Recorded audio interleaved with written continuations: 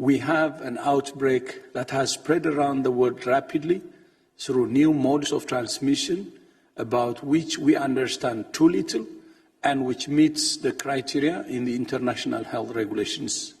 For all of these reasons, I have decided that the global monkeypox outbreak represents a public health emergency of international concern. I have made a set of recommendations for 4 groups of countries.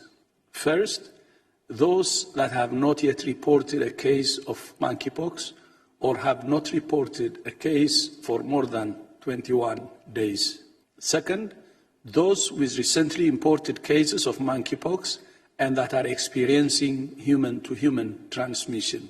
This includes recommendations to implement a coordinated response to stop transmission and protect vulnerable groups, to engage and protect affected communities, to intensify surveillance and public health measures, to strengthen clinical management and infection prevention and control in hospitals and clinics, to accelerate research into the use of vaccines, therapeutics, and other tools, and recommendations on international travel.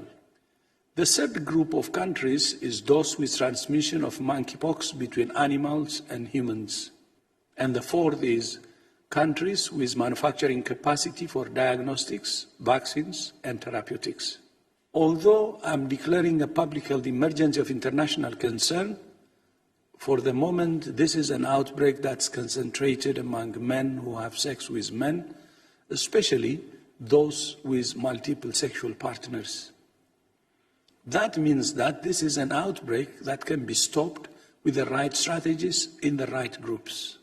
It's therefore essential that all countries work closely with communities of men who have sex with men to design and deliver effective information and services and to adapt measures that protect the health, human rights, and dignity of affected communities. With the tools we have right now, we can stop transmission and bring this outbreak under control.